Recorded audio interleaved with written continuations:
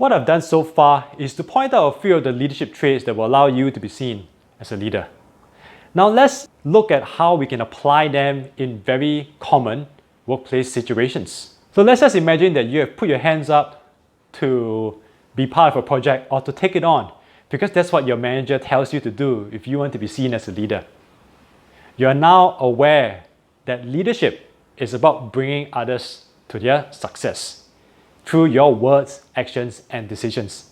And ideally, you would have done some personal values, strengths, or personality assessment to give you clarity into who you are as a person, so that you are able to craft your unique leadership approach. Having your unique leadership approach has another advantage of providing you with an anchor in which you now know how you can contribute to the project over time.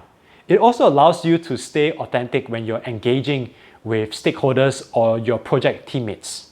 With the successful completion of the project top of mind for anyone who is involved, it provides you with a good opportunity to get to know your colleagues who are part of that project, because sometimes they may not be people from your same team and could be from other parts of the organization.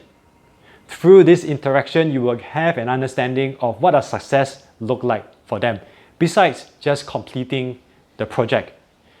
It then gives you an opportunity to tap into and sustain the motivation of getting the project done.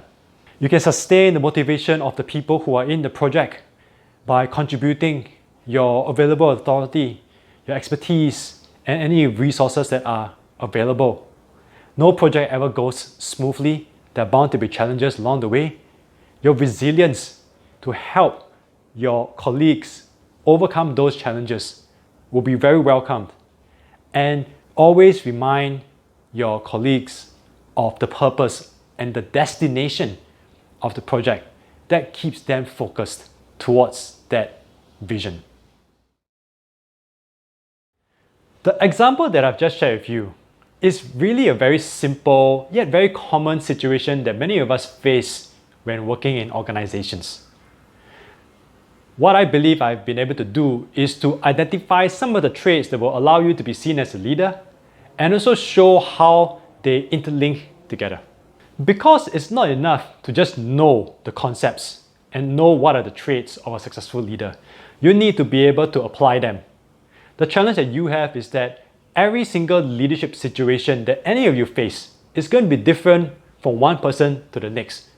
And no one single leadership trait is going to help you resolve that situation successfully. In fact, with all of the leaders that I've spoken with, it is really a case of using multiple traits, dynamically applying them in each situation to resolve them. And for every single situation, these leaders are connecting, disconnecting, reconnecting a whole variety of traits in order to resolve the situation at hand. So first, you need to be consciously aware of what are the traits of a successful leader, so that then you can put in the time and effort to practice them. Over time, as you gain proficiency in these traits, they become subconscious, and then you'll be able to use them at will without having to think too much about it.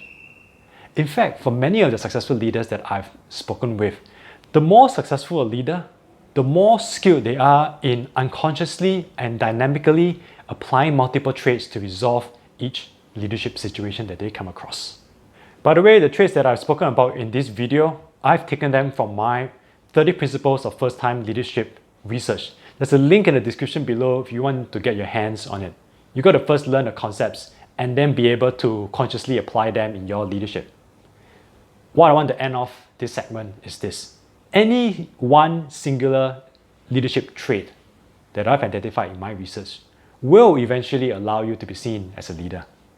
The key is to use multiple traits in each situation so that you increase the chance of being seen as a leader. And when you do so consistently, you're increasing your chances even more.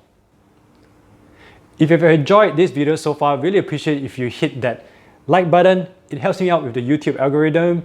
And if you have not yet subscribed to First Time Leadership, do click the subscribe button so that you get notified of the latest videos when it comes out to help you with your first time leadership journey.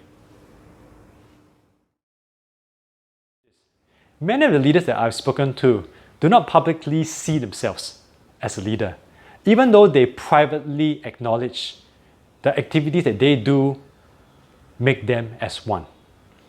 There is no magic sign over your head that says leader. You are only a leader when others see, recognize, and acknowledge you as one.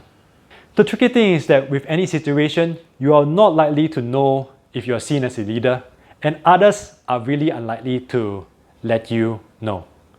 You need to make sense of the situation, use your gut feeling, and figure out if other people are really following you. Do your words, actions, and decisions easily influence others? Are others readily acting on them, or is there hesitation? The more readily others are willing to act on your words, actions, and decisions, then the higher the likelihood that they see you as a leader. I hope this video has answered the question of how to be seen as a leader. There will be more videos to come. In any case, my name is Daniel Lee from First Time Leadership. I look forward to seeing you soon.